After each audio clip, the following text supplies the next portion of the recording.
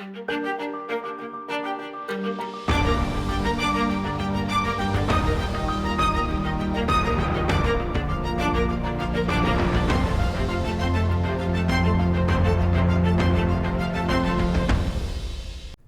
to Search for Signs. My name is Gary Willing. If this information interests you, please press the like and subscribe button and press the bell for notifications. Now, my mother is more of a Methodist kind of Christian. So she's not a hardcore Bible thumping, you're all going to go to hell kind of Christian. But she does believe in Jesus as the only true Son of God. That's her belief. I'm not trying to change it or anything like this, and I'm not judging her for it. But the one question that she used to always ask, which I thought was kind of contrary to most Christians, because most Christians believe, especially if you have kind of a fundamental belief, most Christians believe in creationism, right? Where there's an Adam and an Eve and that whole thing. Now, she'll tell you that she believes that those are symbols, which she's right. The creationism is all is symbolic of what really happened. Now, I propose, I believe in more of what the theory of the Big Bang, where there was an explosion that happened at some point and it spread out, and then the universe is continuing to expand at this moment in time. Now, my mother would always ask this question, even when I was a kid, before I knew any of this stuff, and I've thought about it for decades. But she's right in a way. She's actually very, very close to what the masters would say is the truth of the matter. Is she would ask the question, what is the universe expanding into? And what was there beforehand, right? So, according to Maitreya and the Masters, there's a manifested universe and an unmanifested universe. Now, the manifested universe is consciousness. It's all consciousness on whatever level it is, from minerals all the way up to the Masters and beyond. And it goes on for infinite. So, the path that we're all on, that we're moving toward becoming spiritual and divine ourselves, is only the beginning of it. So there are beings even in our solar system that would look at the consciousness of Jesus or Maitreya as just being beginners. But from our standpoint, they're gods. So from a certain standpoint, in a viewpoint, there are masters and beings that are above masters, right? That would look at our consciousness as being about the same as you looking at us at a stone or a piece of wood, where it's just dead, it looks like it's just still and not even doing anything, But from their standpoint, they're totally alive. But from our standpoint, we can't even see it. We don't even know that it's there. And for instance, one of the ones, the master Jual Kahul talked about this being. He said, "The one whom not may be said." And it's not that it's blasphemous to talk about it. It's just that there are no ideas, no words, no concepts that even come close to describing this being, because it's so advanced and so evolved that I don't know how big it is. I don't know how far-reaching the consciousness is, but you can't describe it. So any description of it, even to say the one whom not can be said, doesn't even do it justice. So, but that path that we're on goes on forever. Now, the unmanifested side is what kind of going back to what my mom was talking about. That is what Maitreya would call the self, the absolute. It's unchanging, it's permanent. There's nothing, consciousness doesn't affect it. So Maitreya would say, like you look at a house or a building, right? It took space to allow that building to exist. If it wasn't for that space, that building would not exist, right? And that building can't really affect the space. So, because if you bulldoze the building over, nothing happened to the space. The building is destroyed, right? But the space itself hasn't changed. He says that space, that absolute, that self is who we all really are. That's the divinity in which we share. So our highest point is consciousness, but beyond that is nothing more than the self. And everything shares that. Without exception, the masters share the same self. It's the one. It's like, I think it kind of like the way that Paul described it, God, right? The one in whom we live and move and have our being. He was describing the same thing. I mean, there's consciousness that's moving, that's always changing, that's in constant flux, and then there's a part of God that is immovable.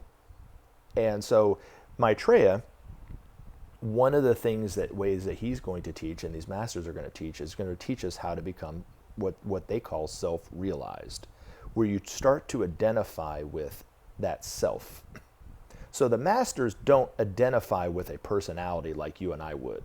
So when Maitreya says I, he's not talking about himself as Maitreya. He's talking about the self, the big self, the self that is universal, that's permanent. Same thing with Jesus. When Jesus was even just a disciple in Palestine, when he said I, he was not talking about himself personally. He was not talking about the personal Jesus. He was talking about the divine aspect of himself, which we all share, which is that self.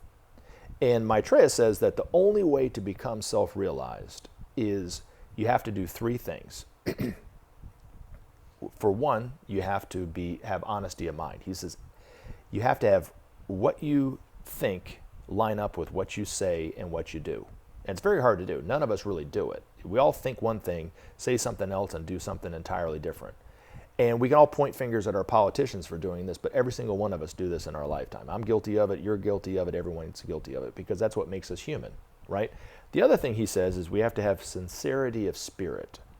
Now, the way Maitreya described it is, imagine sitting on a beach and you're watching the sunset or the sunrise or whatever, and nobody's lecturing you, you're not lecturing anybody else, you're just kind of in the moment, forget about yourself, forget about time, and you just let everything slip away, and you're just in the moment.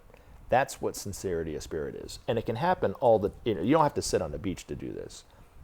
You can do it when you're talking to a loved one and you're having a heart-to-heart conversation and you lose all track of time, or if you're creative or artistically, for instance, or you're painting or doing music or writing or something, or poetry, and you forget about time. You're, oh my gosh, 5 hours just blew by, right? Well, that is sincerity of spirit. So creativity is a part of it, right? And then the third thing, which is probably the most important, is to be detached.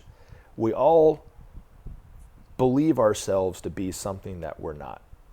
And that's the problem. So we all believe ourselves to be, like, for instance, I'm an American, I'm a male, I have this job, so that's my career. I'm a doctor, I'm a lawyer, I'm a this, I'm a that, right? I'm angry, I'm frustrated. We all use those terms because we're all identifying with the wrong part of ourselves.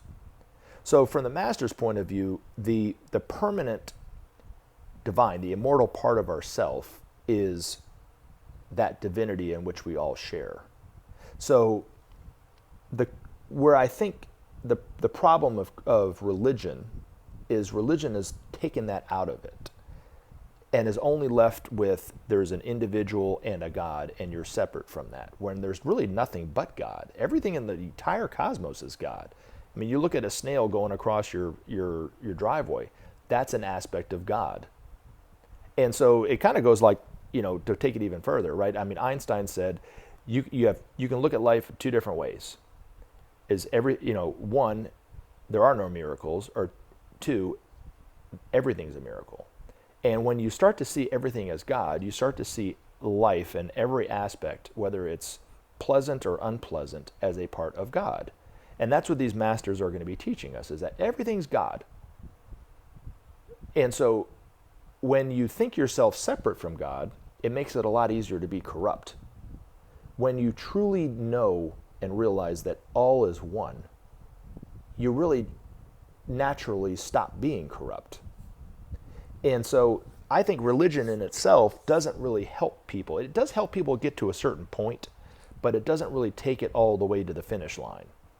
And so that's why the masters know and appreciate religion and know what people are going through and the structures that they live in based on how they view life and so forth with religion. But they also know at some point you have to detach yourself from that. So you can't tell yourself, oh, I'm a Christian, or I'm a Buddhist, or I'm Jewish, or I'm Muslim, or I'm Hindu. Those are all what Maitreya calls isms. And what he would say is isms are like drugs. You forget who you really are. Just as if you do a lot of drugs or alcohol or whatever like this, you start to forget who you really are.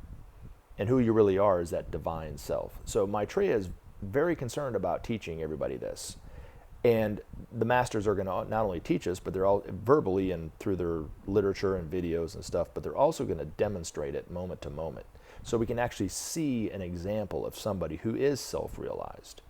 And it will naturally make us aspire to be more like that, because inwardly we are all aspiring to be self-realized. Now, most of us are unaware of it, but that is the path that we're going.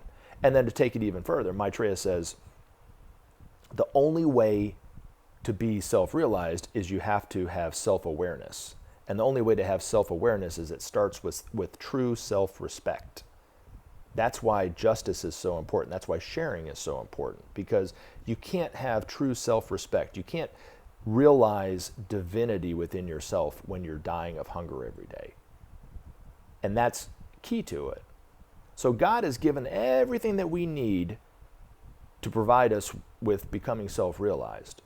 What happens is that some of us hoard that, those resources to keep it from others because we're afraid, we're greedy, and which greed and fear are one and the same, really. And the greedier you are, the more fear you have, and so forth. Because if you don't have fear, you're not greedy at all. You're naturally not greedy. And so, as Maitreya and these masters start to help us remove that fear, greed and corruption and stuff will eventually start to kind of just fall by the wayside. Because you can't tackle corruption and greed without overcoming fear. But it all starts with, and as always, take action. Help SOP save our planet. Thanks for listening, and we look forward to talking to you again in future videos. Have a great day.